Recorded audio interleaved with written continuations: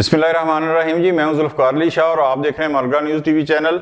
सबसे पहले असबेर आयत आपसे एक रिक्वेस्ट है, जो नए देखने वाले दोस्त हैं वो हमारे चैनल को सब्सक्राइब कर दें और बेल आइकन के बटन को ज़रूर दबा दें ताकि नई आने वाली वीडियोस जो हैं वो आप तक बर वक्त पहुँच सकें। और अगर हमारी ये वीडियो आपको अच्छी लगे तो लाइक कर दें और शेयर कर दें अपने दोस्तों के साथ ताकि दूसरे दोस्तों तक भी हमारी वीडियो पहुँच सके।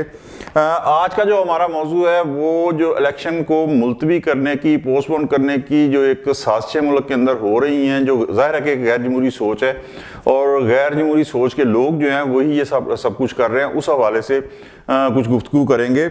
मैंने अपने 21 दिसंबर का जो वीला किया था ना, उसके अंदर कहा था कि साजिशें यकीनन हो रही हैं लेकिन इलेक्शन इंशाल्लाह 8 फरवरी को ही होंगे। उसकी वजह यह थी कि चीफ जस्टिस ऑफ पाकिस्तान काजी फाइज ईसा साहब ने जो कहा था कि पत्थर की लकीर है कि एक दफ़ा इलेक्शन कमीशन अगर ऐलान कर देता है इलेक्शन की तारीख का तो वो पत्थर की लकीर होगी और वो ज़ाहिर है कि वो आईनी लकीर, मैं उसे हमेशा कहता हूँ कि होगी। और उस आईनी लकीर का जो है अभी तक चीफ जस्टिस ऑफ पाकिस्तान जो है बड़े अच्छे अंदाज से पैरा भी दे रहे हैं और उसकी हिफाजत भी कर रहे हैं। लेकिन आपको याद होगा कि पहले लाहौर हाई कोर्ट के अंदर उमैर नियाजी साहब जो तहरीक इंसाफ के वकील हैं, उन्होंने एक रिट दायर कर दी कि इंतखाबी अमला जो है वो सारे का सारा इंतज़ामिया से लिया गया है, अदलिया से नहीं लिया गया। हालांकि फजूल रिट थी इसलिए कि 2013 के अंदर अदलिया से लिया गया था, तो खान साहब ने, याद है आपको, कि 35 पंक्चर और आरओ का इलेक्शन वगैरह जो भी कहा था, और 2018 के इलेक्शन के अंदर मिक्स था, अदलिया से भी था तो इंतज़ामिया से भी था। खैर वो ख़त्म हुई और उसके बाद फिर पेशावर हाई कोर्ट में एक रिट कर दी गई दायर। उसके बाद पाकिस्तान की मुख्तलिफ जो बार का एसोसिएशन हैं, वकला के जो फोरम्स हैं, वहाँ से आ गई कि इलेक्शन कमीशन के ऊपर अदम एतमाद का इजहार किया गया। ये सारे के सारा जो सिलसिला था ये लिंक वही करता है कि किसी ना किसी तरीके से इलेक्शन जो है वो पोस्टपोन हो जाए।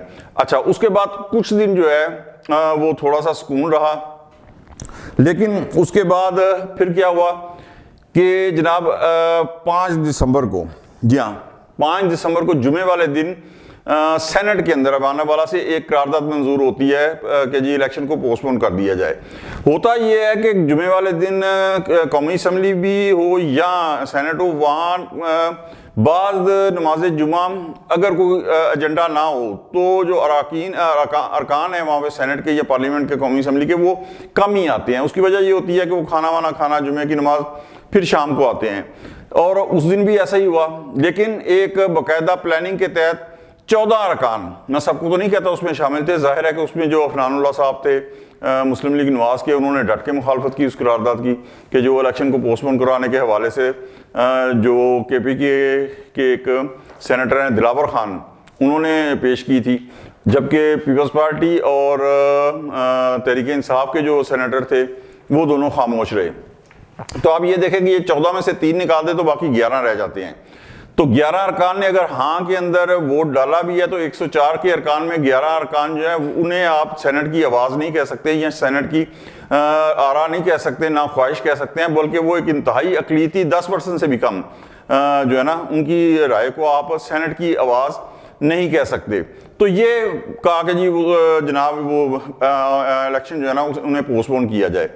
अच्छा, इस करारदाद की जो रेजोल्यूशन की एक वैल्यू थी वो तो थी, लेकिन इसका जितना ढोल पीटा गया है ना मीडिया के अंदर, इलेक्ट्रॉनिक मीडिया के अंदर, वो उस पर भी हैरत है कि इतना ढोल क्यों पीटा गया। अच्छा, उससे भी ज्यादा फिर हैरत की ये बात हुई कि जब तमाम सियासी पार्टियां including Tehreek Insaf, Pakistan peoples party और पाकिस्तान मुस्लिम लीग नवाज और दूसरी भी दीगर जो सियासी जमातें थी, वो सारी की सारी जो थी वो इस करारदाद के ऊपर ज़ाहिर तबर्रे भेज रही थी। तो इस माहौल के अंदर मौलाना फजलुर रहमान साहब ने इस करारदाद की हिमायत कर दी। अब क्यों हिमायत कर दी, जाहिर है मैं उस पर कुछ नहीं कह सकता, लेकिन जो सियासी पंडित है वो खैबर पख्तूनख्वा के अंदर जो जमीयत उलमा इस्लाम की हालत हो रही है अवामी राय के हवाले से, अवामी मकबूलियत के हवाले से, वो मेन वजह जो है ना वो उसे करार दे रहे हैं। अच्छा, लेकिन अच्छा उसके बाद फिर क्या हुआ कि एक आध दिन बाद ही सेक्रेटरी जो इलेक्शन कमीशन थे उमर हमीद खान साहब, उन्होंने खराबी सेहत की बिना पर रिज़ाइन कर दिया। वो डोल पीटे गए कि जनाब वो हो ये भी एक कड़ी है कि इलेक्शन को किसी तरीके से पोस्टपोन कर दिया जाए। खैर चीफ इलेक्शन कमिश्नर साहब ने उनका जो रेजिग्नेशन था वो उन्होंने एक्सेप्ट नहीं किया और कहा कि जी आप इलाज करवाएं, और उसके बाद जो है आप अपना ड्यूटी के ऊपर वापस आएं। ये सिलसिला भी थमा।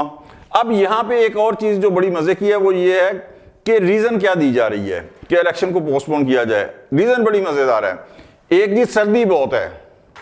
अच्छा, यहाँ पे ये सर्दी वाला रीज़न तो इतना बोगस है कि किसी को अगर थोड़ी सी पाकिस्तान की जो माजी की इलेक्शन की हिस्ट्री है वही पता होना तो उसे इल्म होना चाहिए कि पाकिस्तान में सबसे ज़्यादा जो इलेक्शन हुए हैं वो इसी फरवरी के महीने में हुए हैं। यानी आप ये देखें कि मैं पूरी आपको तारीख बताता हूँ कि 1970 के इलेक्शन 7 दिसंबर को हुए सख्त सर्दी के अंदर। 1977 के इलेक्शन कौमी असम्बली के 7 मार्च को और सूबाई असम्बली के 10 मार्च को। 1985 को इलेक्शन इसी फरवरी के महीने में 25 फरवरी को। 1997 के इलेक्शन सिर्फ 5 दिन के वक्फे से यानी 3 फरवरी को हुए, अब 8 फरवरी को हो रहे हैं इसी फरवरी के महीने में।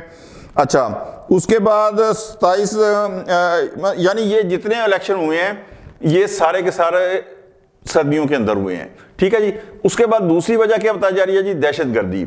दहशतगर्दी के हवाले से अगर आप देखें तो 18 अक्टूबर 2007 को मोहतरमा शहीद बेनज़ीर भुट्टो साहबा वतन वापस आती हैं। उसी दिन उनके काफिले पे कारसाज के मुकाम पर कराची में खुदकश हमले होते हैं। 2 खुदकश हमले होते हैं। 350 से ज़्यादा पाकिस्तान पीपल्स पार्टी के जो कारकुन हैं वो शहीद होते हैं। मोहतरमा बेनज़ीर भुट्टो उसमें बाल बचती हैं, उनका पूरा ट्रक तकरीबन तबाह हो जाता है। ठीक है जी। लेकिन वो डरती नहीं है, वो दूसरे दिन ही वो जो कारकुन जख्मी हुए हैं उनकी इयादत के लिए हॉस्पिटल में और जो जाँ बाकी हुए हैं उनके घरों में ताज़ियत के लिए जाती हैं। 27 दिसंबर को मोहतरमा बेनज़ीर भुट्टो पे रावलपिंडी के अंदर फिर खुद का हमला होता है जिसमें वो शहीद हो जाती हैं। लेकिन इसके बावजूद पाकिस्तान पीपल्स पार्टी ने एक मरतबा सिंगल नहीं कहा कि टाइम नहीं कहा कि जी इलेक्शन को मुलतवी किया जाए। उन्होंने डट के मुकाबला किया और इलेक्शन जो है जनवरी में होने थे सर्दी के अंदर, 1 माह बाद फरवरी के अंदर हुए सर्दी के अंदर। ठीक है जी। अच्छा, दहशतगर्दी करी। दूसरे जंग अजीम के दौरान 5 करोड़ 70 लाख अफराद जो थे वो मारे गए। लेकिन 1944 के अंदर और 1945 के अंदर बरतानिया और अमेरिका में इलेक्शन हुए, यानी दूसरे जंग अजीम के दौरान भी। तो ये वजह भी थी जो थी वो बिल्कुल यानी बोगस लगी। ठीक है जी।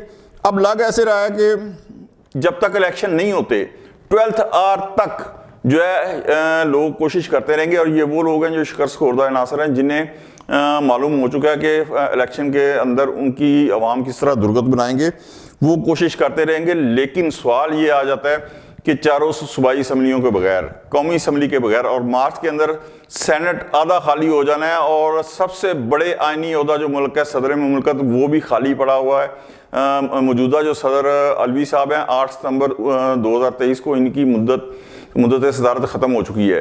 तो इन तमाम के बगैर अगर मुल्क रहेगा तो जितना बड़ा आइनी खिला पैदा हो जाएगा, क्या उसके बगैर मुल्क चलाना, उस खिला के साथ मुल्क चलाना मुमकिन रहेगा या नहीं रहेगा? सबसे बड़ा सवाल ये है। आज तक के लिए इतना ही। मिलते हैं इंशाल्लाह अगले वीलॉग में। उस वक्त तक के लिए जुल्फ़कार अली शाह को इजाज़त दें। अल्लाह हाफिज़।